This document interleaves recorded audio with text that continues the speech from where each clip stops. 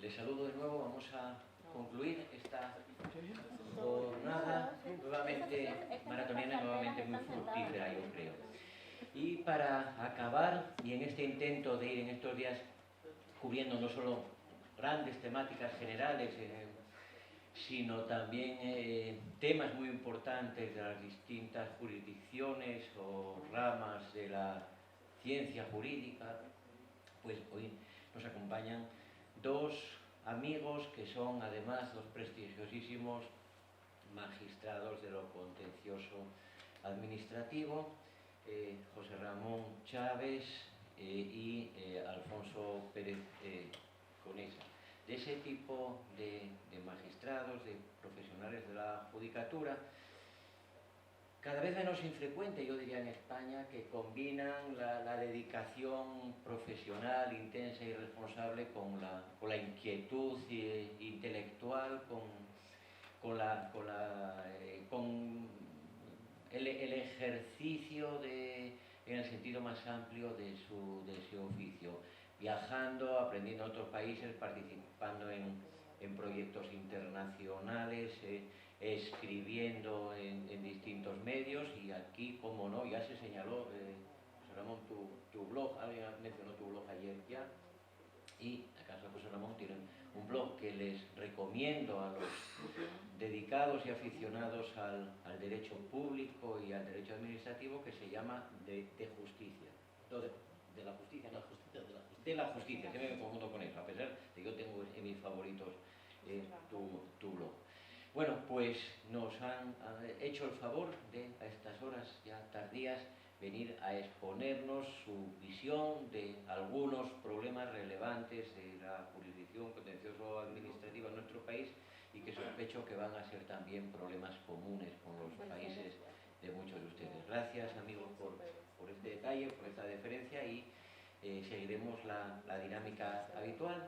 Habláis el rato que consideréis adecuado y luego trataremos de estirar en lo posible el tiempo para estar aquí dialogando, que no podrá irse más allá de las 8:30 en ningún caso. Por el orden que queda. Muy bien, pues muchas gracias por esta amabilísima presentación, que siempre es un placer venir a la Universidad de León, vecina de mi querida Asturias, y si nos invita Juan Antonio, pues lo dejamos todo y venimos aquí, porque es de las cabezas más preclaras y más libres que yo conozco en el mundo del derecho, de la argumentación. De verdad, es una delicia incluso usurpar el tiempo de que no estéis hablando aquí, yo de ese lado. De todos modos, se nos pone el reto, a Alfonso y a mí, de intentar traerles pues, una serie de pinceladas que muestren un poco cómo es el mundo de lo contencioso administrativo y cuál es la problemática en España. Por lo tanto, intentaremos ofrecer, como digo, pues unos trazados más o menos, y después, libremente, con cordialidad, de forma abierta, pues nos sometemos gustosos a las preguntas en la medida que podamos aclararlas sobre qué son los jueces de lo contencioso, sobre cómo actúan y cuáles son los problemas. Pero para irlo encuadrando, me voy a limitar, por tanto, a dar unas pinceladas. ¿Cuál es el dato fundamental ahora mismo que más preocupa a los administrativistas en España, y particularmente a la jurisdicción contenciosa administrativa, y que le diferencia un poco de las otras ramas del derecho? Pues la eclosión, la indigestión de normas que hay en derecho administrativo. El derecho administrativo era un niño y ahora se ha hecho un gigante, un elefante que crece descontrolado día a día. El malabarista, que era el juez que manejaba la ley, la costumbre y los principios generales del derecho, se encuentra en derecho administrativo, que se han multiplicado los objetos y las fuentes, dificilísimo identificar el derecho aplicable, por tanto. Nos encontramos en el derecho español con una carpa constitucional que traza y encuadra magistralmente lo que espera de la tutela judicial efectiva en lo contencioso administrativo, y que exista una jurisdicción contenciosa que controle la acción del gobierno y la administración, siendo los principios de prohibición de arbitrariedad, de seguridad jurídica, de legalidad y eficacia. Y si se hubiera detenido ahí, posiblemente se podrían resolver los conflictos más fácil. Pero ¿qué sucede? Sucede que aquí tenemos varias fuentes legislativas, no la parca ley. Nos encontramos con leyes ordinarias y además leyes orgánicas.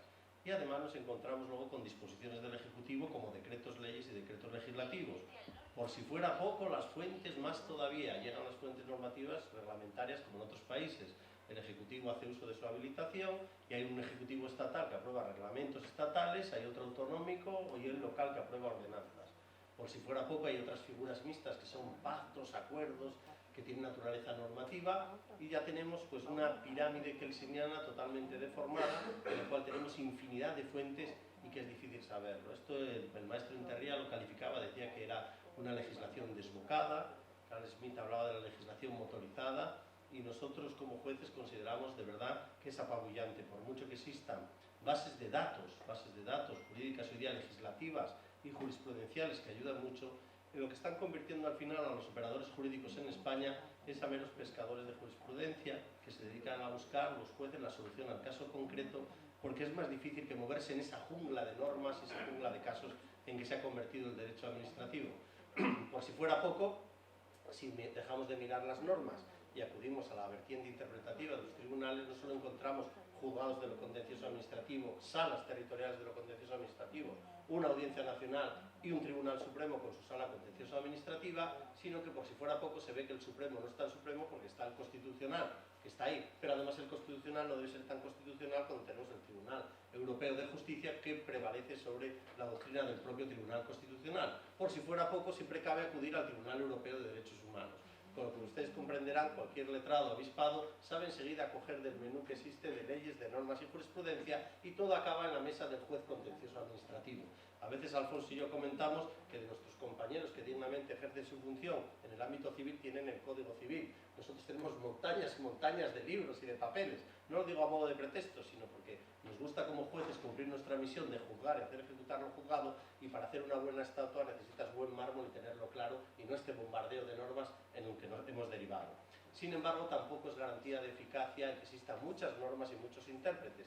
Pues de hecho les contaré como anécdota que pese a que el derecho administrativo tiene infinidad de leyes sancionadoras y de todo tipo, la jurisdicción penal ha tomado el relevo de la jurisdicción contenciosa administrativa, y una célebre sentencia de hace unos años dijo: ante la inoperancia del derecho administrativo, que son tantas normas y se aplica tan poco en materia medioambiental y urbanística, dijo: yo ahora voy a criminalizar las conductas urbanísticas. Más o menos vino a decir: si el derecho administrativo no funciona, voy a intervenir yo desde el derecho penal con la tutela penal, lo cual nos rompe un poco los esquemas. Todos sabíamos que el derecho penal era la intervención mínima, lo excepcional, lo más grave, y que el derecho administrativo tenía un papel vigilante primario. Pero lo cierto, se lo digo haciendo autocrítica, de que alguien no hace bien los deberes. No sé si es el legislador, si es el ejecutivo o los propios jueces de lo contencioso, cuando una sala de lo penal dice la inoperancia del derecho administrativo. Si ya abandonamos esa cómoda fortaleza de tener las fuentes y tener los tribunales y nos vamos a la herramienta del lenguaje procesal, nos encontramos en España que tenemos una ley de la jurisdicción contenciosa administrativa. Había una en el año 56 que, pese a ser de factura franquista, era de tecnócratas. Sin embargo, ahora disfrutamos de una postconstitucional con una gran vocación de avance, y lo ha tenido, pero que se queda corta en algunos sitios, que es la ley del año 98 de la jurisdicción contenciosa administrativa. ¿Qué sucede en el ámbito nuestro? Pues que en otros ordenamientos jurídicos, como saben, en el ámbito contencioso incluso se remite a la Ley Procesal General Civil, o bien hace una de nuevo diseño completa. En la nuestra ni lo uno ni lo otro. Tenemos una ley de la jurisdicción contenciosa administrativa que regula 4 cosas, y dice la propia ley en preámbulo: renuncio a que exista un reglamento porque ya voy a aplicar supletoriamente la ley de enjuiciamiento civil. Con lo cual nos encontramos con 2 normas encima de la mesa procesalmente, y no olvidemos que el proceso es muy importante, porque son las reglas del juego por donde transitan los intereses y los derechos, sobre la mesa del juez, que tiene que decidir en cada momento si aplica la ley de lo contencioso de forma primaria o si supletoriamente acude a un precepto de la ley de enjuiciamiento civil, cuando no siempre son coincidentes las soluciones. El problema viene dado, no se les escapa, en que la ley de la jurisdicción contenciosa administrativa es una ley procesal del poder. Es una ley hecha a medida del poder, por el propio poder, porque ahí está el interés público. Aunque pretende ser igualitario, todo proceso contencioso administrativo tiene a David contra Goliat, tiene un ciudadano frente a la administración, aunque caben conflictos entre administraciones. Sin embargo, la ley de enjuiciamiento civil se basa en un principio de igualdad de partes y un principio dispositivo. Y ahí ya tenemos el problema. El problema es qué norma coge en cada caso, que no siempre está clara. Si nos vamos a cuál es la posición del juez, es muy relevante la posición del juez contencioso administrativo. Hay que decirlo, no todos los jueces son iguales, eso está clarísimo, igual que todos los médicos no son iguales cuando nos tienen que operar. Efectivamente, no es el mejor ni peor, hay un estilo. ¿Cuál es el estilo o modelo por el que ha optado la ley de lo contencioso? Ha optado por un modelo muy curioso. A diferencia del juez civil, que es un árbitro, entre comillas, convidado de piedra, que ni siquiera acuerda diligencias finales, complementarias, aunque se la pidan las partes, que es como alguien distanciado, que no quiere romper el equilibrio de un demandante particular y un demandado, entre un inquilino y su casero. En lo contencioso administrativo hay una válvula de seguridad. Nos dice: juez de lo contencioso administrativo, tiene que ir al particular que recurre una sanción, una expropiación, y aquí tiene la administración. Pero usted, juez, mantenga la igualdad dentro del ring. Pero eso sí, que pueda el árbitro intervenir y nos da a los jueces de lo contencioso administrativo unos ciertos poderes para intervenir. ¿Cuáles son? Ni más ni menos, como un contencioso administrativo español que nos permite plantear la tesis. La tesis es que si el demandante olvida algún motivo impugnatorio o la administración algo para defenderse, podemos los jueces, haciendo un uso moderado, introducir ese motivo en la contienda, dar alegaciones y resolver el pleito conforme a ello. ¿Qué quiere decir? Que teóricamente incluso una demanda coja podría remediar y venir en socorro al juez de lo contencioso en el derecho español. Insisto en que esta es una potestad que se ha querido dejar de emergencia al juez de lo contencioso para evitar que los intereses públicos, por la impericia de los letrados o por lo que alegan, queden comprometidos. Pero insisto, es una facultad excepcional y de emergencia, pero que la tienen los jueces de lo contencioso. Y en segundo lugar, otro poder, el poder de acordar pruebas como diligencia final a su libre criterio. El decidir, voy a pedir una prueba pericial, voy a pedir unos testigos, voy a pedir una documental. Oiga, es que yo soy el demandante y no la quiero, pero yo soy el juez y la voy a pedir. Bueno, y al contrario, si la parte le quiere que el juez acuerde una diligencia final, es decir, en la recta final del proceso, lo que ha dicho el Supremo es que es prerrogativa y potestad privativa del juez. Por lo tanto, fíjense qué gran responsabilidad tiene el juez de lo contencioso. No va a ser solamente el convidado de piedra llamado a resolver la balanza de derechos e intereses, sino además tiene la posibilidad de bascular la balanza con tesis jurídicas y con hechos. Además, por si fuera poco, en España el juez de lo contencioso administrativo puede plantear lo que se llaman las cuestiones. En primer lugar, la llamada cuestión de inconstitucionalidad. Nada menos que el juez español, ante tantas leyes, como les digo, si encuentra alguna ley que puede contradecir la Constitución, puede aplicar un tiempo muerto antes de dictar sentencia, es decir, paro el procedimiento y voy a elevar al Tribunal Constitucional que me diga si esta ley es constitucional o no, si esta ley que sanciona sin garantía, si esta ley que sanciona desproporcionadamente, si este tributo que es confiscatorio es constitucional o no. Tremendísimo poder en manos del juez. Y además, la cuestión de ilegalidad. No solo cuestionar si una ley es constitucional. El juez de lo contencioso, aun sin ser el órgano competente para anular un reglamento, puede encontrarse con un reglamento que considere que no se ajusta a la ley, cuando un reglamento es la máxima potestad normativa que tiene el Poder Ejecutivo, de reglamentar para el futuro y de forma repetible, y decir, este reglamento no se ajusta a la ley, lo voy a inaplicar, y si tiene competencia, lo voy a anular. Por lo tanto, fíjense la trascendencia que tienen estas cuestiones que puede plantear el juez de lo contencioso.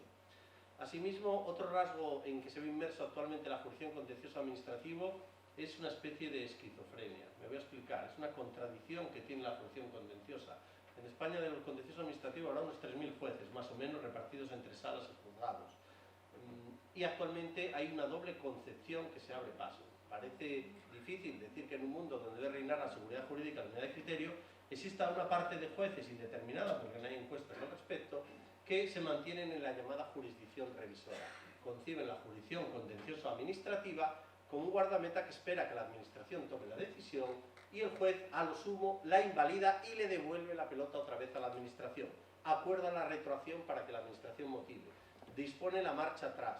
No adopta medidas cautelares muy progresistas. Es muy prudente a la hora de ejecutar la sentencia. ¿Por qué? Porque es un modelo que parte de la idea de que hay división de poderes y, por tanto, el juez no debe suplantar jamás a la administración. Fruto de esto está la concepción revisora. Como digo, sería una concepción de la jurisdicción contencioso administrativa que controla, pero un poquito a remolque de la administración. Tiene una especie de libertad vigilada, pero es un poco prudente y moderada. Y luego está la tendencia que es la que es más de vanguardia, califiquémoslo así para no utilizar un término progresista, porque hablamos de consideraciones técnicas, en la cual parte de que es una jurisdicción protectora, una jurisdicción avanzada, una jurisdicción plena de derecho, igual que es la jurisdicción civil, y que el juez contencioso puede anular un acto administrativo, incluso dictar el que fuere procedente, o en vez de retrotraer el procedimiento, si trae al juicio pruebas, pericias y demás, incluso resolver sobre el fondo, evitando esa angustia de decirle a alguien que ha llevado un pleito 2 años, decirle, usted ha ganado, y da el salto de alegría y dice, sí, ha ganado, que vuelva a la casilla de salida, vuelva a la administración a dictar una resolución, vuelva a pasar usted otro pleito otros 2 años. Y para evitar eso, estamos entrando en la llamada jurisdicción protectora o plena. Me dirán ustedes, pero bueno, ¿eso alguien lo resolverá? El Tribunal Supremo se está moviendo en una línea tenue, porque si está dividida todos los jueces en España, también lo están los señores magistrados del Supremo. con lo cual avanzan con sumo tanteo, con sumo tiento en estas cuestiones. Pero sí quería decirles, el estado de la cuestión es ese, y fíjese, nada más ni nada menos que ahí está en juego la tutela judicial efectiva. Si se opta por una jurisdicción revisora, estamos con una jurisdicción que es un apéndice de la administración, con una jurisdicción que solo da unas victorias píricas. Si hablamos de una jurisdicción plena, es una jurisdicción efectiva, que da respuesta para lo bueno y para lo malo, lo da de frente. ¿Cuál es el resultado? El resultado es que tenemos una grandísima litigiosidad en España. Voy a avanzarles que ronda el número de sentencias, pese a tantas leyes y tanta jurisprudencia, algo debe fallar en la seguridad jurídica, cuando se ponen casi 1,5 millones de sentencias al año, algo debe fallar, y más aún cuando en España existen unos tribunales económico-administrativos y contractuales que son apéndices de la administración, que operan a modo de filtro, y así todo existe inmensa litigiosidad. El problema se plantea en estas consideraciones ante el juez, que acabamos siempre apoyándonos en lo único que nos da una cierta seguridad y legitimidad como juez, que es en eso que se llaman los principios. Hay principios, unos son generales del derecho, otros son generales del derecho administrativo y otros son técnicos.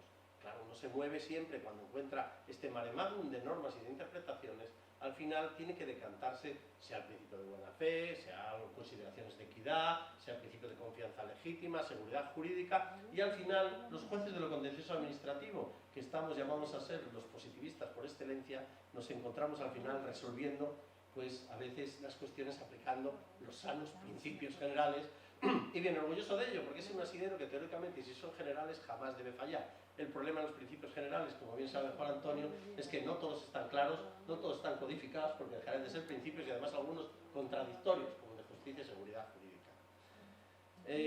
Finalmente, por seguir estas pinceladas, señalarle que lo contencioso administrativo tiene un diseño competencial tortuoso, terrible. El Estado descentralizado español propicia que exista un arbolado de competencias que les invito a leer para que queden dormidos automáticamente, para saber qué órgano es el competente para conocer de un litigio, si es el juzgado, si es la sala, si es la audiencia nacional, si es el anterior, terrible.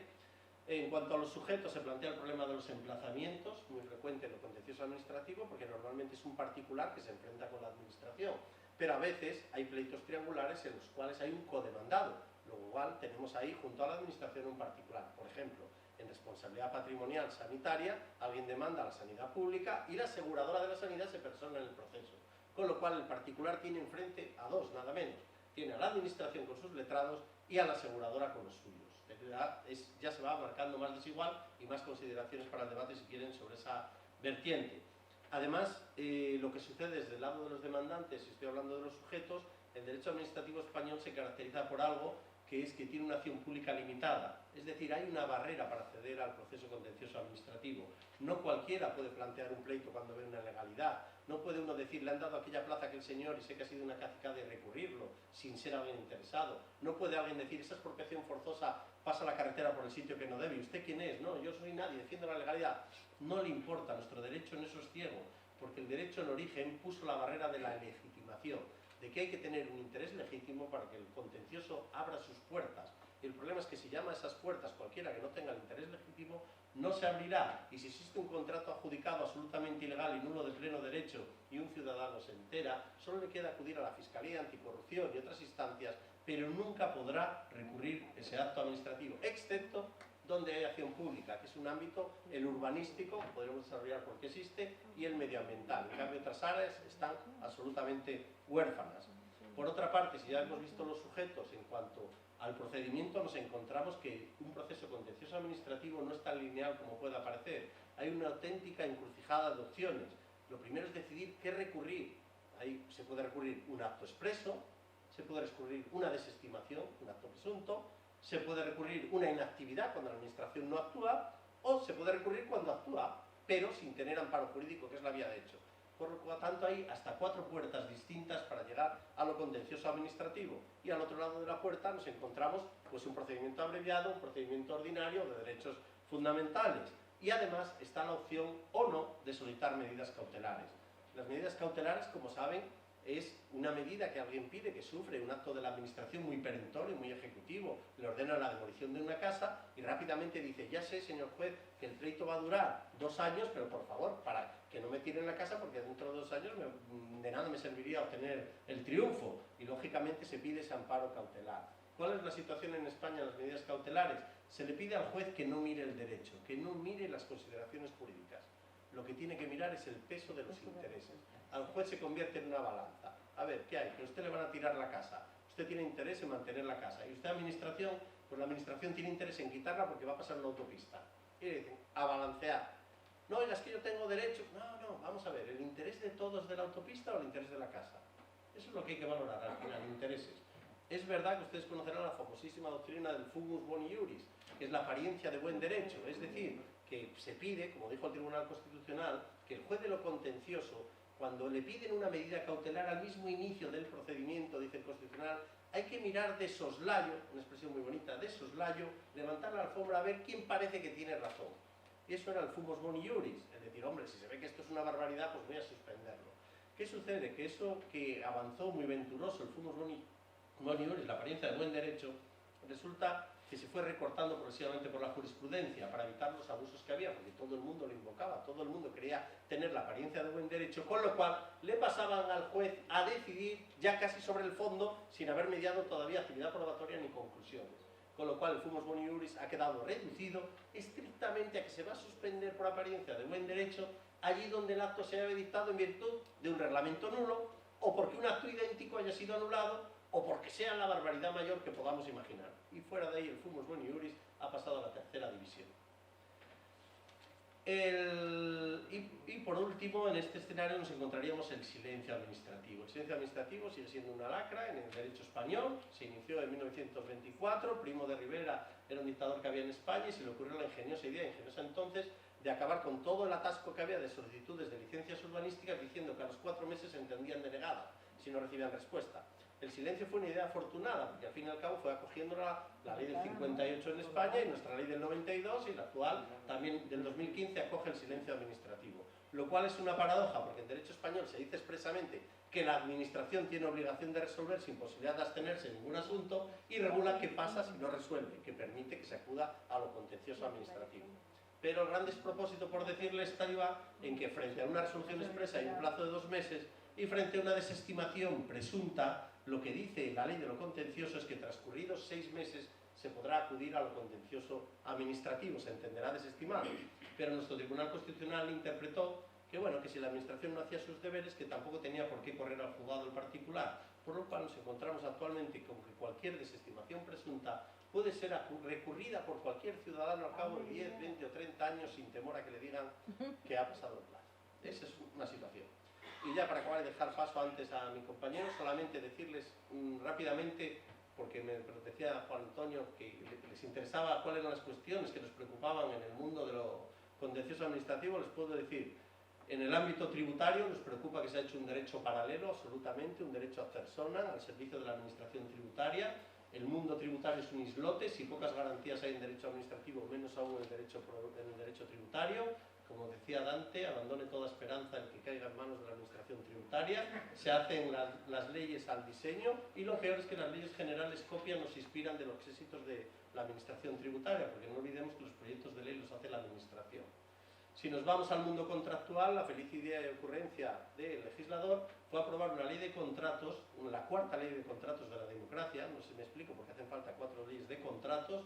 Cada ley ha sido más oscura, confusa que la ley anterior, difícilmente accesible al común de los juristas, e incluso yo he renunciado a aprender esta ley confiando en que llegue una nueva y la borre y la derogue, porque no ofrece ningún tipo de garantía a nadie y además ha creado unos tribunales contractuales.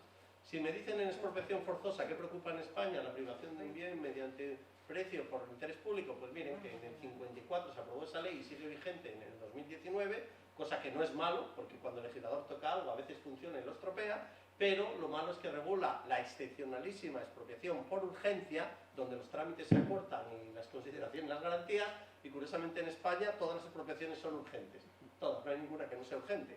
Pero además, para que vean cómo funciona la jurisdicción y el mundo, la administración tenía 2 vías. Una, seguir la expropiación urgente, que tiene un mínimo de garantías y procedimiento, un mínimo, o no seguir ninguna, llevar la excavadora y quitar y tirar la casa y ocuparla. Eso se llamaba la vía de hecho.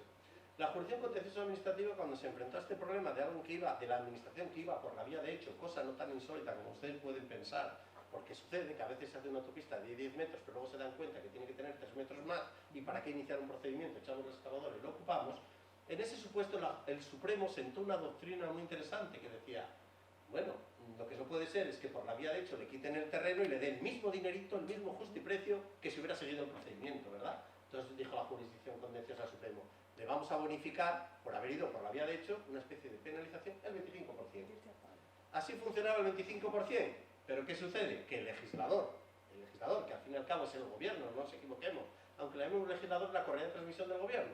El gobierno dijo, menuda sangría, cuando lo hago mal me ponen una bonificación del 25%, reguló una ley precisamente para prohibir que se bonificase y diciendo que se pagaría lo mismo que el justiprecio, salvo que se acreditase algún daño específico y probado que se derivase de la vía de hecho, lo cual es una prueba diabólica, porque salvo que le den un ataque al corazón cuando llega a su casa y la tiene demolida, es difícil de demostrar que tengas un daño moral. Eso se lo contaba para que vean lo que sucede en expropiación. En función pública, ¿qué sucede en España? Pues en función pública sucede que tenemos infinidad de leyes, unas desarrolladas, otras sin desarrollar. El mundo del funcionariado recurre unas veces legítimamente y otras no, pero tiene el agravio comparativo a flor de piel. Con lo cual tenemos una litigiosidad de 1 de cada 6 pleitos, lo plantean los funcionarios y cada uno de forma desigual. No podríamos desarrollar todo lo que hay. En fin, yo con todas estas pinceladas que he dejado les paso a mi compañero y luego estoy abierto al debate, a lo que deseen. Bueno, pero antes de que lo pase, se ha ganado el aplauso.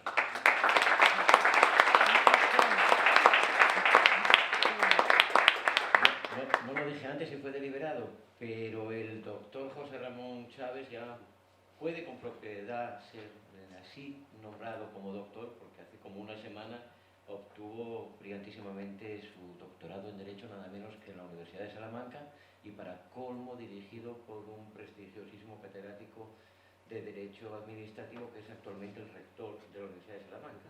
Siempre contencioso cerca del poder. Bueno, tiene la palabra Alfonso. Bueno, pues muchas gracias, Juan Antonio. Como ha dicho mi compañero, es un verdadero placer estar aquí, aceptando la invitación de Juan Antonio García Amado, que cada año, ya por tercer año consecutivo, pues con su infatigable creatividad, pues llena de contenido este seminario, hasta el punto que este año ha decidido tener una mesa presente dedicada al contencioso administrativo, cosa que le agradecemos. Oyendo a mi compañero, que ha hecho una exposición al mismo tiempo sucinta y brillante de todo el contencioso administrativo español en no más de 15 minutos, pues me ha venido a la cabeza una cita cuya autenticidad no estoy en condiciones de asegurar. La he visto atribuida a Ross, en la que dice que cuanto peor es una sociedad, más leyes tiene, y que en el infierno todo será derecho. Bueno, pues nosotros tenemos algo muy parecido a eso. Él se ha referido a la apabullante cantidad de normas. En España hay del orden de 120.000 normas vigentes. Evidentemente nadie las conoce. Mala legislación, muy mala legislación, cuanto más se legisla, la legislación es siempre peor, unida a la insuficiencia de medios. Seguro que esto que les estoy diciendo pues les suena mucho a todos, ¿no? Bueno, pues ¿cómo salimos de este círculo? Porque no hay grandes esperanzas ni de que la legislación mejore, ni de que los jueces tengamos más medios. Bueno, pues hay en la ficción, los que sean aficionados al cine, hay un truco de guión muy típico, y es que cuando el guión se ha enredado tanto que no hay forma de salir de allí, pues se hace aparecer un personaje nuevo, un personaje poderoso que resuelve los problemas, lo que en el teatro clásico se llamaba el Deus Ex Machina, que aparecía colgado en una grúa, a veces el mismo dios o un héroe. Aquí nuestro Deus Ex Machina es la tecnología. Al menos si uno mira, por ejemplo en Google Scholar, y pone inteligencia artificial y derecho, pues le van a salir entre este año y el anterior del orden de 20.000 publicaciones, en inglés muchas más, en inglés quizá 50 y tantas mil. Bueno, es un cambio general de que ni la administración ni la jurisdicción están exentos. De todas formas, entre los juristas yo percibo que el grupo más numeroso está un poco pensando que esto no va con ellos, que siempre se puede esperar, vamos a ver lo que pasa. Pero luego hay unos grupos minoritarios, pero muy activos, de entusiastas y escépticos. Los escépticos creen que antes todo era mejor, que la informática es para los ingenieros, que vamos a morir todos cuando Skynet tome el control. Y los entusiastas, por otro lado, pues nos prometen un mundo feliz en el que ya no habrá que trabajar, que todos los trabajos rutinarios los encargaremos a máquinas, entre comillas, inteligentes. Pero bueno, vamos a retroceder un poco antes de llegar tan lejos al principio de la utilización de medios tecnológicos en la justicia y en la administración, que está unido y ha seguido un desarrollo paralelo. Pues algunos todavía recordaremos cuando las máquinas de escribir fueron sustituidas por los procesadores de texto, lo que se llamaba ofimática, qué viejo suena eso de ofimática ya, y realmente no hace tanto tiempo. El correo electrónico, que tiene 40 años, la web, la videoconferencia, las bases de datos de legislación y jurisprudencia, que al menos nos liberaron de la tarea física de levantar y manejar aquellos volúmenes de jurisprudencia y legislación. Bueno, todo esto que hizo nuestro trabajo más, no sé si más fácil, pero desde luego más cómodo, no afectaba a ningún derecho ni garantía. Se trataba de herramientas aisladas.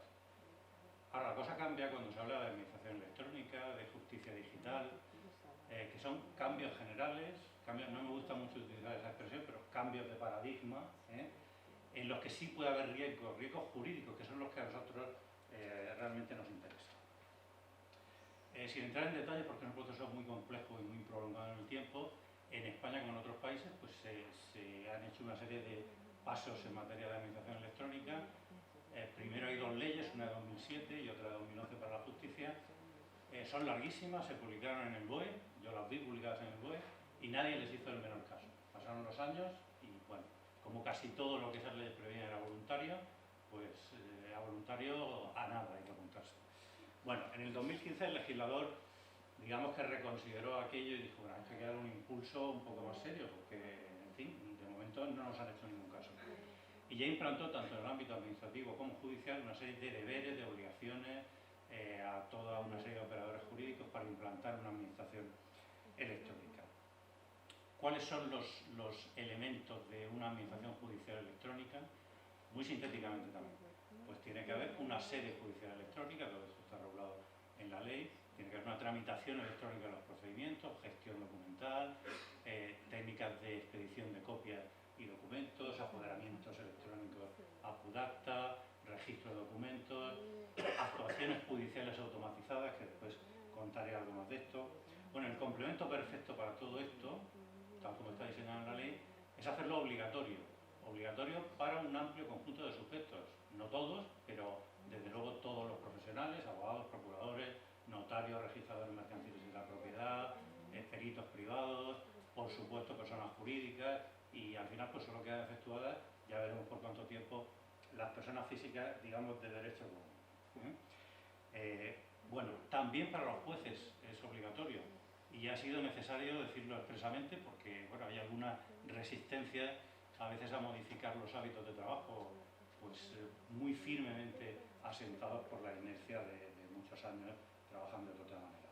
De todas formas, en el caso de los jueces, esto es muy interesante, hay una matización a la obligatoriedad de uso de esos medios. Como esos medios los hace el Ministerio de Justicia o las comunidades autónomas, es decir, el Ejecutivo, el Consejo General del Poder Judicial ha establecido mediante una instrucción que esos medios solo serán obligatorios para los jueces si cumplen unos requisitos determinados que se fijan en la instrucción.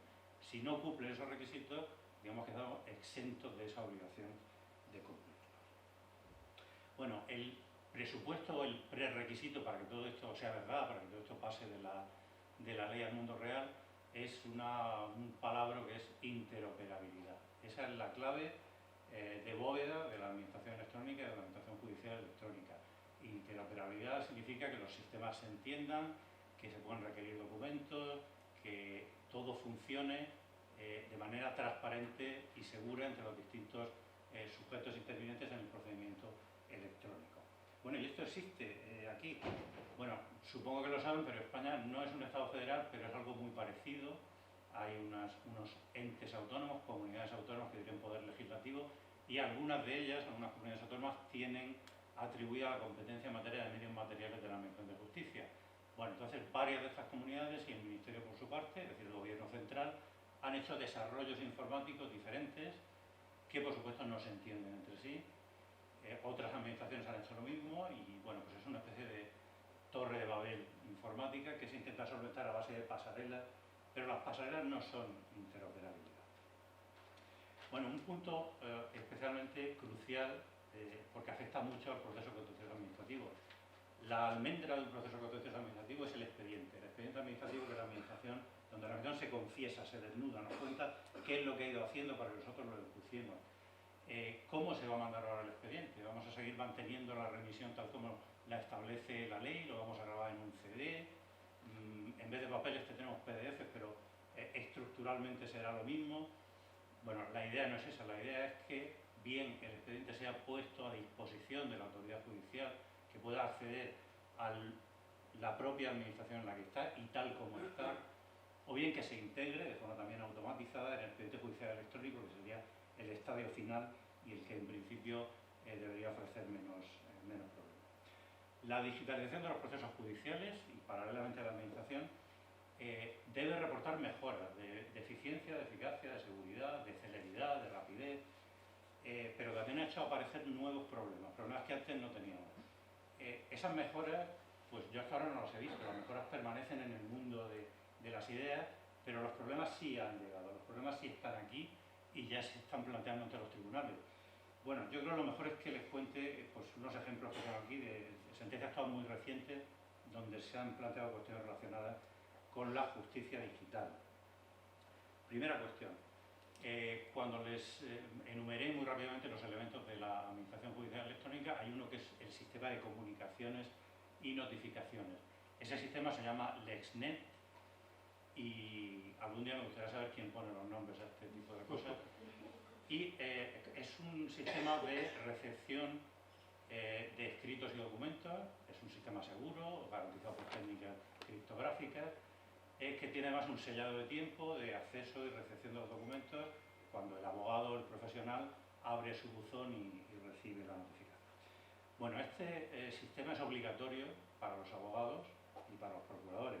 Pues un abogado o varios abogados de Madrid decidieron que no les gustaba mucho ese sistema. Ellos preferían presentar sus documentos en papel, como han hecho toda la vida, y bueno, y presentaron una serie de recursos, primero al juez decano, después al Consejo General del Poder Judicial y finalmente al Tribunal Supremo. El Tribunal Supremo desestima su recurso, es una sentencia pues, que no tiene un año, el 16 de julio de 2018, y dice cosas muy interesantes. Dice, es posible y puede admitirse que el sistema pueda dar lugar a problemas puntuales, por supuesto que es posible, pero las autoridades judiciales podrán solucionarlas en cada caso concreto. Se agradece la confianza en nuestras posibilidades de resolver estos problemas.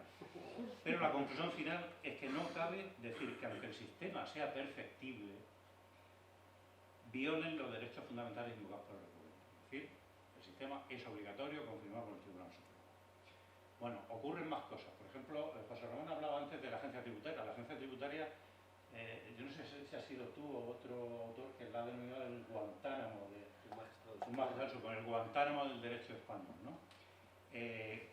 A alguien se le ocurrió que ya que las sociedades mercantiles están obligadas a relacionarse electrónicamente con la Administración de Justicia, quizá fuera buena idea tomar las direcciones electrónicas de la agencia tributaria que están obligadas a tener, volcarlas en el sistema procesal judicial y emplazarlas a través de esas direcciones. Claro, muchas de esas sociedades nunca habían abierto ese buzón en 20 años o lo habían abandonado hace muchísimo tiempo.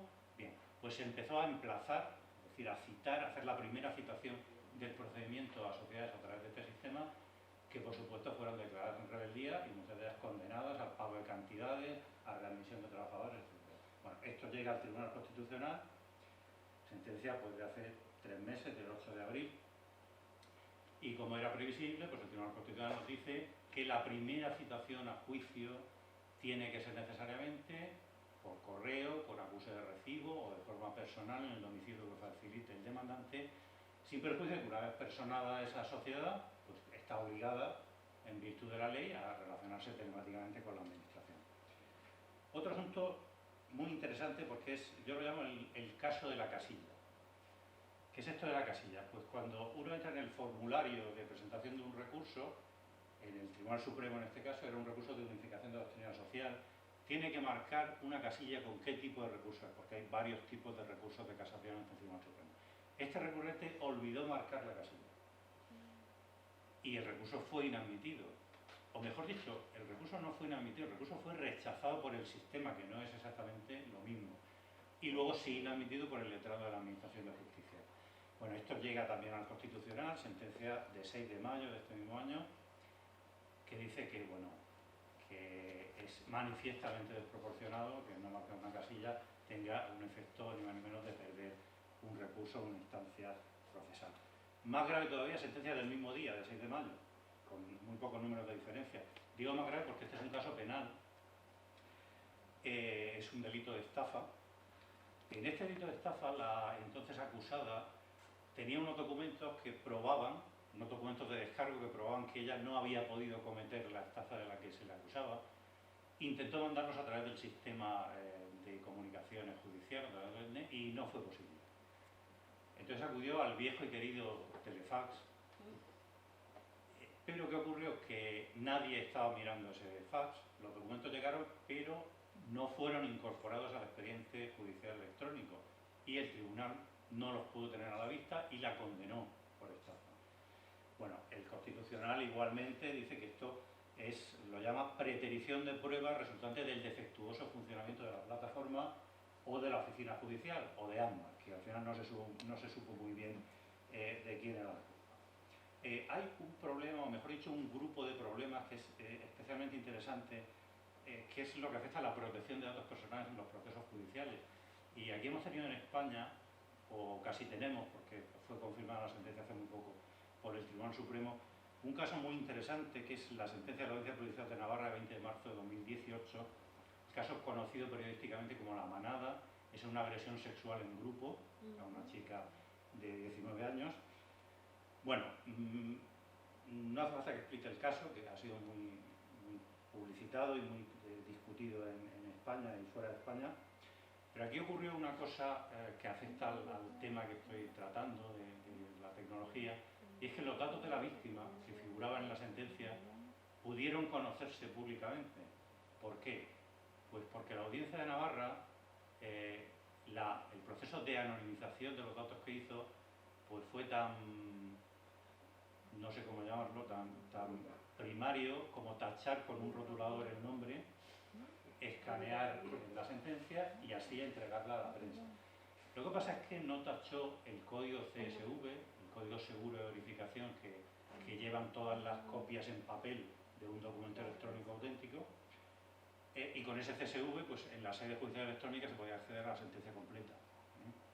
Bueno, este caso, que es muy lamentable, pero yo creo que permite aprender dos lecciones y creo que se han aprendido. Primera lección: los sistemas de búsqueda, de gestión y de almacenamiento de las resoluciones judiciales tienen que adaptarse a las herramientas del siglo XXI, que imponen la privacidad por diseño. Es decir, esto no debería haberse producido. El sistema debería generar una copia apta para dársela a los medios de comunicación. Y en segundo lugar, la persona que hizo esa operación con el rotulador y la entregó, evidentemente no sabía lo que era el CSV ni sabía sus posibilidades de interacción con la sede judicial electrónica. Uno de los problemas de la administración electrónica es la formación de todo el personal, de los niveles más bajos hasta los más altos.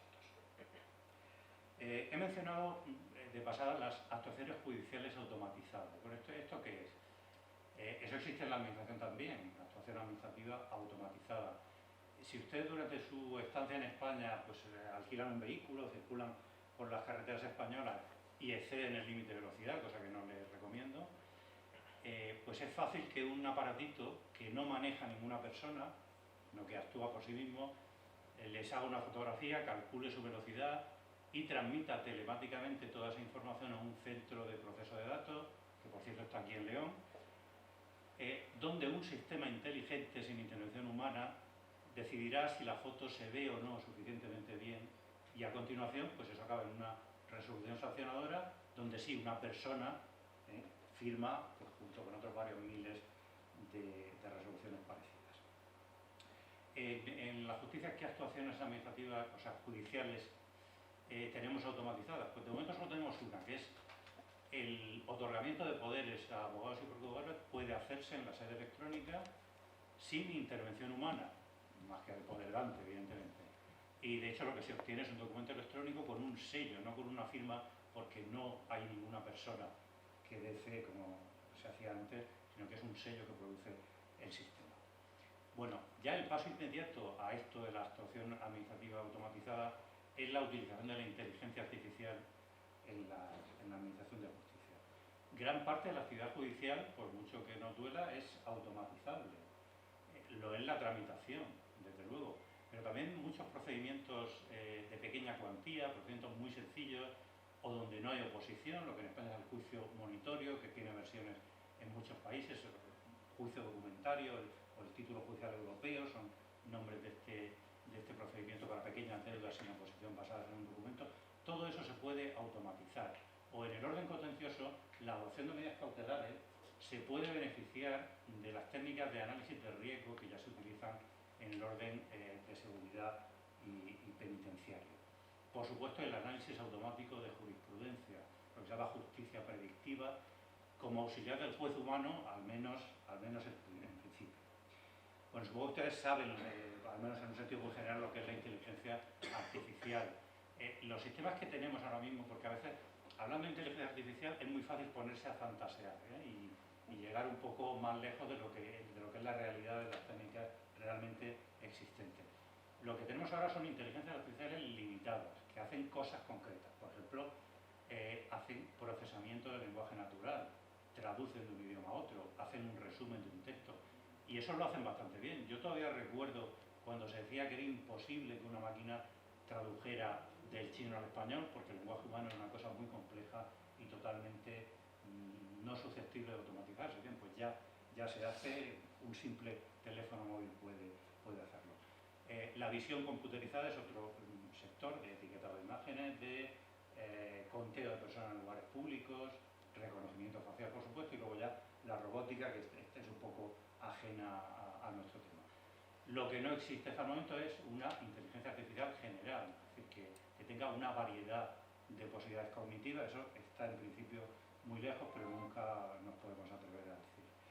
Bueno, la inteligencia artificial se basa en algoritmos y en datos. Un algoritmo es algo muy sencillo, es un procedimiento para solucionar un problema reduciéndolo a un número limitado de reglas. La idea de algoritmo es muy antigua, ¿no? Los algoritmos no se han inventado ahora. Una receta de cocina es un algoritmo. ¿Cuál es la diferencia actual? Que los algoritmos que se usan en inteligencia artificial son capaces de encontrar patrones, de encontrar correlaciones, y con todo eso se construye un modelo que después se valida estadísticamente y se va mejorando. Incluso en el estadio final, que este ya es el que a mí me da más miedo, ahora explico por qué, lo que se llama el deep learning, el aprendizaje profundo, el algoritmo hace eso mismo, pero lo hace él solo. Es decir, él va mejorando el reconocimiento, pero de una manera que el usuario no es capaz de conocer. Y aquí es donde empiezan a aparecer los problemas. Al ser ininteligible para la mayoría de los usuarios o para todos, actúa como si fuera, la expresión que se utiliza es una black box, una caja negra, no sabemos lo que ha hecho. En relación con todo esto, que parece una cosa un poco futura, pero ya realmente no lo es. Por ejemplo, en el orden penal y de seguridad ya no lo es. El Tribunal Supremo del Estado de Wisconsin, en Estados Unidos, ha dictado una sentencia por primera vez sobre la constitucionalidad del uso de algoritmos de inteligencia artificial como fundamento de la condena de un tribunal de Estado. Es el caso de Wisconsin contra Loomis, sentencia de 13 de julio de 2016. Bueno, el Tribunal de Circuito, que es el Tribunal de primera instancia, reconoce explícitamente que la duración de la pena había sido determinada en parte por el uso de una herramienta de evaluación del riesgo fabricada por una empresa privada que se llama North Point. Y les voy a leer exactamente lo que dice la sentencia, lo que le dice la sentencia al condenado. Dice: usted, se dirige a él de esa manera, ha sido identificado a través de la evaluación de COMPAS. COMPAS es un acrónimo, es el sistema de inteligencia artificial, como un individuo de alto riesgo para la comunidad. Hemos descartado la libertad condicional porque su historial personal, su historial de libertad bajo control y las herramientas de evaluación de riesgos sugieren que usted representa un riesgo extremadamente elevado de volver a delinquir. Pero no se trataba de imponer una medida de seguridad, sino de una pena de mayor duración y de denegar la libertad condicional, donde hay un salto bastante importante. El abogado defensor, por supuesto, no le gustó nada esta sentencia y apeló con un buen conjunto de argumentos. Nos interesan dos. El primero es que su cliente, su defendido, no había podido saber en virtud de que, la black box, en virtud de que ese compás le asignaba esa puntuación de riesgo, porque además lo pidió y el tribunal le dijo que Compass estaba protegido por la propiedad intelectual de North Point y era un secreto comercial empresarial, por lo tanto no podía acceder a él. Y en segundo lugar, que se vulneraba su derecho a una sentencia individualizada, porque Compass parece ser, pues lo que utiliza son estadísticas de grupo, tenía derecho a que su caso fuera considerado de forma individual. Bueno, el Tribunal de Apelación, el Tribunal Supremo del Estado, desestima la apelación, con lo cual pues crea ya un precedente relevante en el estado de Wisconsin que va a permitir la extensión de esto, ya veremos hasta qué punto, a otros supuestos. Y finalmente el Tribunal Supremo, el Tribunal Federal, el Tribunal Supremo de los Estados Unidos no admitió recurso, con lo cual pues nos quedamos con ese precedente. En este caso, tan interesante y tan próximo, encontramos prefigurados todos los riesgos del uso de la inteligencia artificial en el ámbito judicial. El riesgo uno, si tuviera que decir uno, es sobrevalorar la fiabilidad de la herramienta y descansar cómodamente en los resultados que nos dé. Igual que a veces descansamos cómodamente en lo que dice un perito, un arquitecto, un médico, pues aquí vamos a confiar en el conocimiento de una inteligencia artificial, de un sistema experto que realmente no sabemos lo que hace ni por qué lo hace. Si esto va a ser así, parece que sí, porque hemos empezado en derecho penal, pero esto se puede aplicar perfectamente al procedimiento de contratación administrativa. De hecho, en nuestra legislación, en esa legislación que José Ramos con buen criterio nos ha estudiado, yo creo que debería haber hecho lo mismo, hay un procedimiento súper simplificado que se tramita sin intervención humana hasta el final, en virtud de unos criterios preestablecidos, etc. Pero ¿por qué no para otorgar subvenciones? ¿Por qué no para otorgar becas o una vivienda de protección oficial? O para imponer una sanción administrativa. Si se puede imponer una pena, ¿por qué no una sanción administrativa? Bueno, como ya se dijo hace muchos años en un libro visionario que algunos de ustedes conocerán, el Código y otras leyes del ciberespacio, que se escribió hace 20 años, y allí ya se dice en el capítulo primero que si esto es así, el código es la ley, y si el código es la ley, pues tendrá que ser público como la ley, y tendrá que ser realizado, producido y verificado bajo control público. Bueno, termino. Mis esperanzas en la justicia electrónica iban por el camino de la eficiencia, de la seguridad, de la celeridad, de mejorar la garantía de los ciudadanos, pero nos vamos a encontrar los juristas con estos nuevos problemas y nos tenemos que dedicar a desarrollar nosotros también nuevas técnicas jurídicas para mantener ante todo esto, que no dejan de ser amenazas, el nivel, los estándares de garantías que tan trabajosamente hemos ido desarrollando. Pues muchas gracias.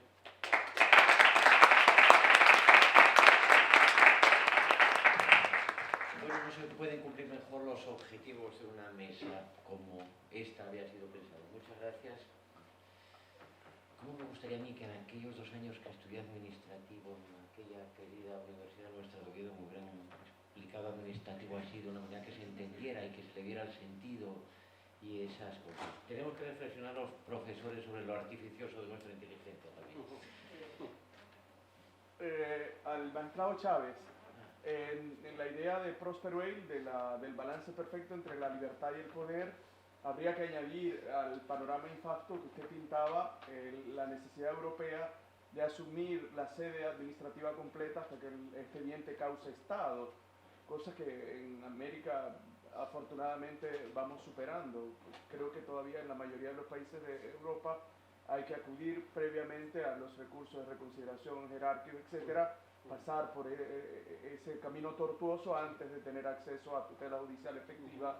Entonces habría que añadir eso a su panorama infacto. Y la pregunta en concreta sería que si hay un acto corrupto, un acto malo, y se le carga al juez la necesidad de hacer un acto bueno, eso es juzgar a la administración, es administrar. Yo sé que Tomás Ramón Fernández decía que juzgar a la administración contribuye a administrar mejor. Sin embargo, caemos en el decisionismo. Al fin y al cabo, destruimos al Ejecutivo y a la actividad política y la ponemos en manos de los jueces. Y me callo.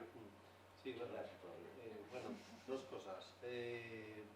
Vamos a ver, sobre la primera cuestión, sobre la necesidad de agotar la vía administrativa, ese fue un debate que había en España también en su día, bajo la vieja ley, que se obligaba a hacer un recurso de reposición, un recurso de alzada, con lo cual el calvario, además del procedimiento, había que agotarlo, pero actualmente el recurso de reposición al menos es potestativo, hay un pequeño atajo También lo hay esas otras dos puertas que son el no tener que esperar un acto, si hay una vía de hecho o una inactividad. Se ha suavizado, pero no se ha eliminado esa vía administrativa previa. Existe hoy día y me temo además con una fortaleza y vigencia que no vamos a poder con ella. Respecto a la posibilidad de los jueces de la jurisdicción plena y de que el riesgo de sustituir la administración, es verdad que Tomás Ramón Fernández, que fue el que presidió el tribunal de mi tesis, por cierto, estoy muy orgulloso, sostiene la idea de la plena jurisdicción y de sustituir la voluntad. Pero no lo hace desatinadamente, ¿no? Porque él dice que siempre tiene que haber un margen de discrecionalidad, que hay una cosa que es lo que se llama el margen de tolerancia, que se ve en la cultura sajona sobre todo, que si hay que planificar por dónde va una carretera, si es planificación estratégica, si hay que decir si se crea una penitenciaría o si se crea un hospital, son decisiones que ningún juez, aunque anule la decisión, podrá sustituirla, por mucho elemento que tenga. Yo como juez por mucho no puedo decidir si la carretera debe circular por aquí o por allí, si debe gastarse en cañones o mantequilla, como la conocida. No se puede. Eso es una cosa. Pero fuera de ese reducido ámbito donde el Ejecutivo tiene una reserva que se llama de su poder administrativo puro y duro, donde los jueces tenemos que pararnos, hay un inmenso territorio donde sí tenemos elementos de juicio. ¿Por qué? Para incluso dictar un acto y sustituir a la administración. ¿Por qué? Porque nuestra Constitución fija un objetivo, no solo la legalidad, dice la eficacia. Ya tenemos un parámetro, el camino es la ley, pero hay que conseguir la eficacia y el mérito en las plazas. Por lo tanto, si yo juez me consiguen demostrar con pericias que es más eficaz una solución que la otra, o más mérito una persona que la otra, no tengo por qué devolverle a la administración. No estoy suplantando a la administración, estoy justamente, lo que usted bien ha dicho, lo que dice Tomás Ramón, juzgar a la administración es administrar, pero mejor. Sin embargo, es cierto que la tesis de Tomás Ramón se fundamenta en un artículo que hay, que no he comentado, por no extender, que es el 72-70, párrafo 2 de la Ley de lo Contencioso nuestra, que fue una enmienda que metieron los abogados del Estado a última hora y que dice, claro, la abogacía del Estado se defiende y dijo, en ningún caso los jueces podrán sustituir el contenido discrecional de los actos anulados. Fue lo que dijo. Es un valladar difícil de saltar. ¿Cómo se ha saltado? La doctrina decimos, si conseguimos que no exista discrecionalidad, que sea discrecionalidad cero, que no haya espacios y se prueba, podré sustituir la decisión. Y es donde estamos ahora mismo.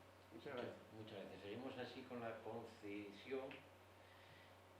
Bueno, Luego Fran 3.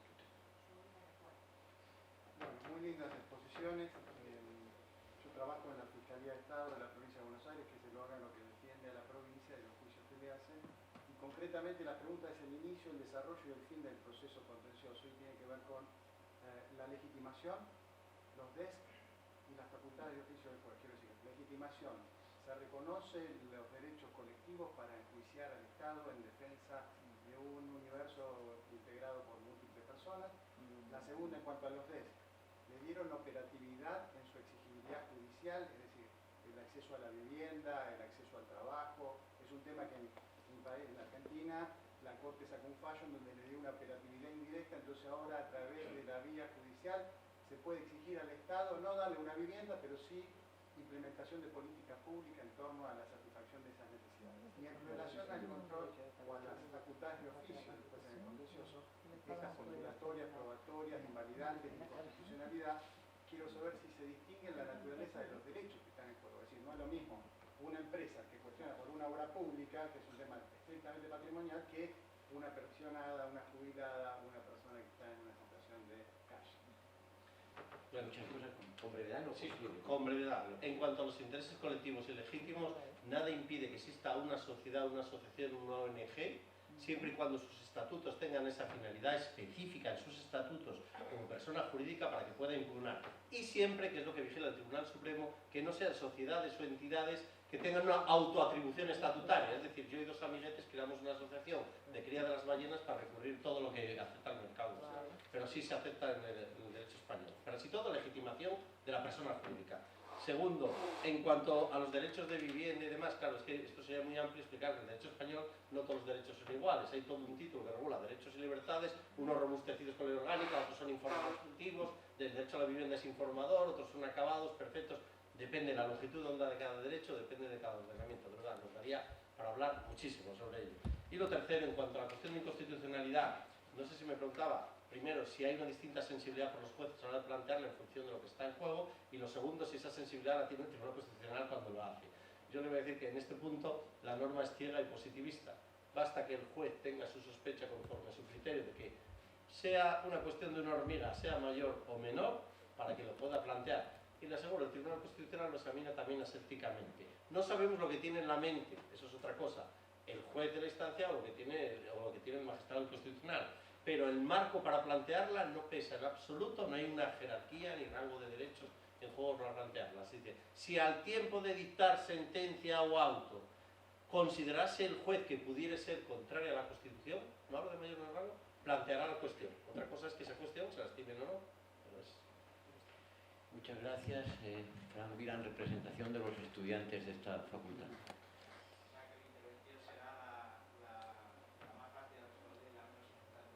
Y lo importante es que sea breve. No, bueno, enhorabuena a ambos por las conferencias que han sido un torbellino de ideas y recojo una que así de soslayo, por utilizar también la Constitucional, que ha sido la de la administración tributaria en España. Es decir, nunca lo he comentado con un magistrado, pues me gustaría que hiciera una reflexión algo sobre cómo luchan los magistrados frente a una administración pues tan arbitraria, tan canalla, que se dedica a ir a las modas, ¿no? a cobrar las deudas de la administración tributaria. Una administración, bueno, yo lo leo en la prensa, ¿no? Una administración que pierde más del 50% de los pleitos.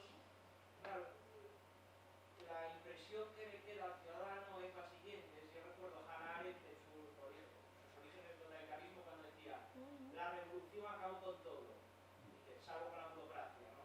Entonces, lo digo esto justo porque el otro día salía en la prensa que la amnistía fiscal, que fue declarada inconstitucional por el Tribunal Constitucional, ha sido premiada en cierto modo, ya que quien la elaboró, Vital Jones, menos mal, me hace la gracia que no se llama Paco, ¿no? Pues el señor Jones ha sido ascendido en la administración tributaria. Entonces, repito, pues que haga una reflexión alto sobre cómo es esta administración tan arbitraria. Bueno, pues a la pregunta de cómo luchamos los jueces contra la arbitrariedad de la administración tributaria, pues con gran dificultad sería la respuesta. Pues fíjate, si Hannah Arendt, que era alemana, no entendía la burocracia allí, pues si llegara aquí, pues probablemente habría abandonado el pensamiento, la escritura y se habría dedicado a otra cosa. El problema de la agencia tributaria y de la legislación tributaria es que se ha consolidado su carácter excepcional, de excepcionalidad dentro de la excepción, porque el derecho administrativo ya es un derecho especial en cuanto a un sujeto privilegiado que no comparece ante los tribunales como tú y como yo, sino que tiene todo un conjunto de privilegios. Pues sobre esos privilegios se superpone otro nivel superior de privilegios que solo afectan al fisco. ¿Es posible luchar contra eso? Pues la verdad es que hay abogados aguerridos que sí lo están consiguiendo y bueno, pues pensar en la reciente declaración de inconstitucionalidad del impuesto municipal de plusvalía. Una vía muy fructífera, se está revelando como tal, es el Tribunal de Justicia de Luxemburgo. Recientemente la Comisión ha iniciado un procedimiento contra España por el llamado modelo 720, que te obligaba a declarar en unos plazos perentorios pues todos los bienes y el dinero que tuviera en cualquier lugar del mundo. Bueno, se puede hacer, hay abogados que lo intentan, pero la dificultad es muy grande y el conjunto de privilegios quizá merecería ser examinado en mucho detalle, porque muchos de ellos yo entiendo que no tienen un acomodo fácil en la Constitución. Me refiero sobre todo desde el punto de vista de la igualdad de las partes en el proceso. Luego lo que son las actuaciones de ejecución, bueno, tú decías jocosamente lo de entrar a una boda a embargar, como efectivamente se ha hecho, pero hay cosas menos espectaculares, pero igualmente lesivas, como son determinadas entradas en domicilios, en empresas, donde se depositan pues ordenadores que no tienen nada que ver con el asunto, que estaban por allí, donde se embargan bienes que no tienen nada que ver con la empresa. Sí, es una cosa sobre la que habría que reflexionar, pero bueno, yo soy bastante pesimista con esos éxitos parciales que existen, y bueno, yo te he citado dos y seguro que hay muchos más. Mira, sobre todo la agencia tributaria, para los que no están familiarizados, la agencia tributaria en España es un ente autónomo que es como James Bond, con licencia para recaudar y matar y hacer lo que quiera, ¿no? En el año 91 tiene una ley especial, pero la paradoja, este dato es interesante, es que la agencia tributaria nació para luchar con la burocracia. Décadas antes estaban recaudando, la inspección no recaudaba. ¿Por qué? Porque en España que había entonces iban a abrir una inspección, el jefe de servicio conocía al inspector a subinspector, y cuando llegaban los inspectores allí ya habían quitado todo.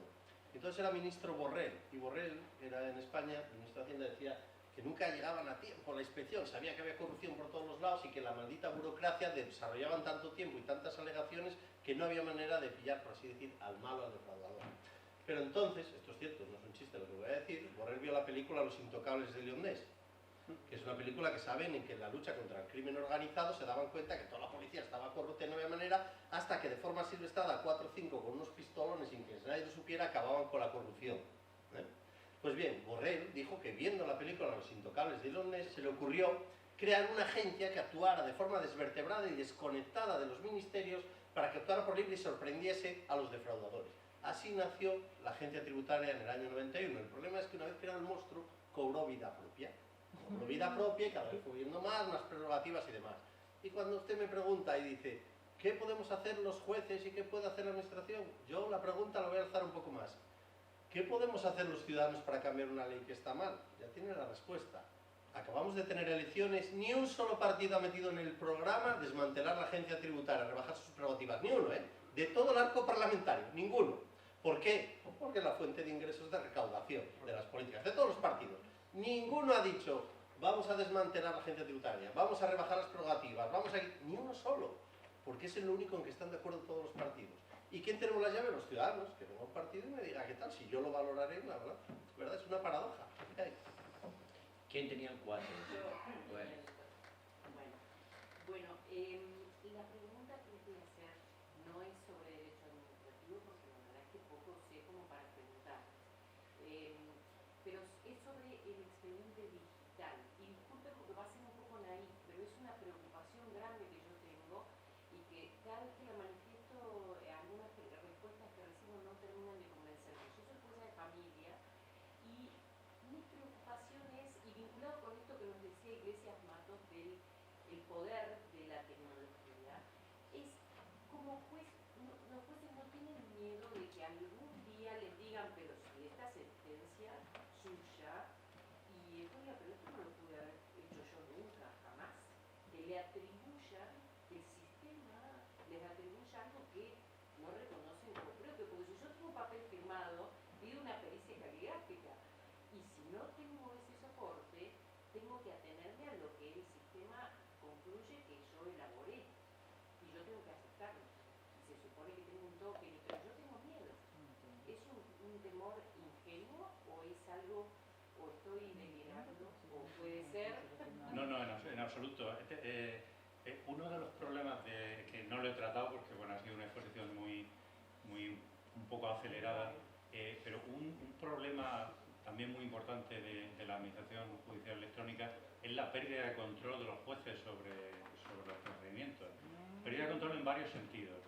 El que usted dice, yo no lo había pensado y no me preocupa especialmente porque al menos las técnicas que se utilizan aquí, la firma digital avanzada, está basada en criptografía fuerte, es muy difícil alterar o modificar eso. Pero sí hay otra cuestión, la ley española dice que una vez terminados los autos están en poder del juez para sentencia. ¿Cómo que en poder del juez? Mis autos digitales no están en mi poder. Si yo un día me conecto y ahí no hay nada, pues no están. ¿Dónde están? Pues están en unos servidores bajo el control ¿de quién? Del Ministerio de Justicia. Que el Ministerio de Justicia ya no soy yo. Bueno, esto que a mí me parece muy evidente, pues el sistema de comunicación del SNET, hay quien se ha molestado en pedir al amparo de la ley de transparencia el código fuente para ver qué es lo que hace de verdad el sistema. Y no se lo han dado porque le han dicho, como en el caso de Buzones, le han dicho que está protegido por la propiedad intelectual. Vamos a ver, si un sistema utilizado por los juzgados de utilización obligatoria por los abogados no puede ser secreto por mucha propiedad intelectual que tenga. El proceso de digitalización equivale, yo esto lo he dicho alguna españoles como ejemplo. Si una mañana, cuando teníamos autos en papel, llegaran unos camiones enormes, unos trailers del Ministerio de Justicia con el logotipo Ministerio de Justicia y empezaran a cargar todos los procedimientos allí, bueno, pues nos tiraríamos a gritar, ¿pero qué están haciendo? ¿Cómo se llaman esto? Lo han hecho digitalmente. ¿Dónde están los autos nuestros? Pues están en unas naves en las afueras de Madrid, en unos servidores que son propiedad de una compañía privada, telefónica, y con el control que nos aseguran que tiene todas las medidas de seguridad, pero bueno, a mí nadie me ha demostrado que esas medidas de seguridad sean reales. Y por otra parte hay un principio básico tecnológico, que el que tiene acceso físico al servidor tiene acceso a todo. Eso no, que nunca le diga lo contrario. El tema concreto de la firma no me preocupa mucho de momento, porque aquí no se puede decir que dentro de 2 años pues la firma digital... Por ahí aquí no, pero en Argentina todo es Había, un momento, va a hablar en cualquier problema, una pregunta. ¿Había 5? ¿Le había dado el número 5 a alguien? Pues el 5 y el 6 para usted. En primer lugar, muchísimas gracias por el fallo Wisconsin que comentó sobre los algoritmos, porque yo creo que es lo que se viene.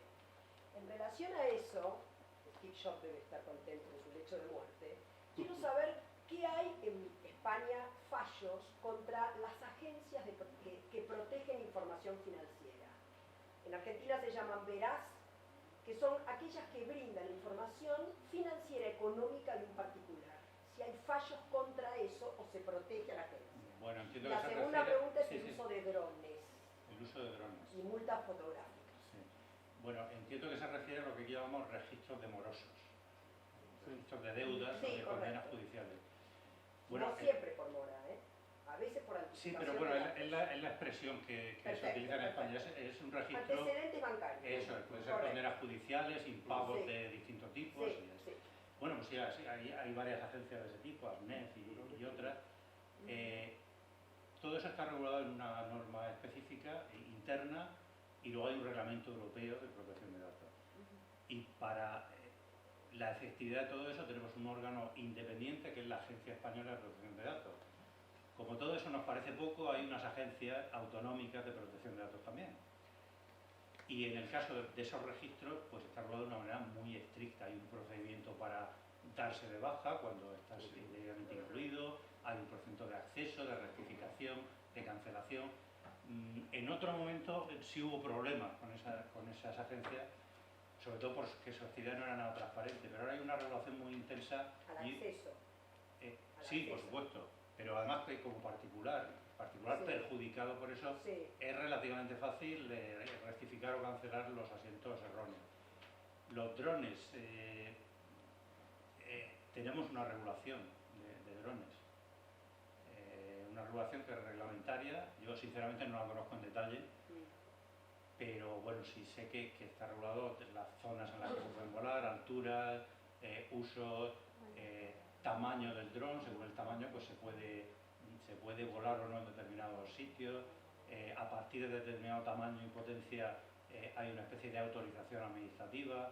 Bueno, está regulado, que yo lamento no conocer. No, yo más que nada por las multas fotográficas, porque hay todo un cuestionamiento en Argentina respecto al uso y a las multas. El uso por la administración Claro, para poner multa. claro. Bueno, sí, Como no. el equivalente a las Sí, cámaras. pero bueno, la legitimación o no. Nosotros tenemos desde hace muchos años Pegasus, que son helicópteros, y hacen fotografías con teleobjetivos, Sí.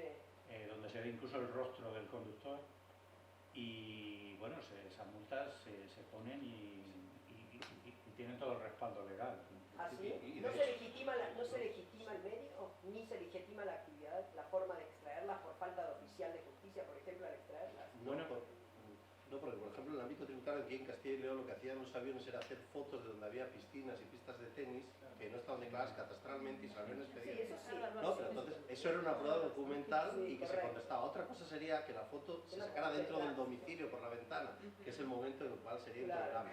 Pero claro. aquí se suele aceptar y se suele aceptar el contraste. Usted discútame la originalidad de la foto, discútame la visibilidad, la borrosidad, pero aquí se está Claro, el tema es la aceptando. velocidad. El tema son las de tránsito. Se está aceptando. ¿vale? Claro, porque en Y- Argentina el tema sí. de las...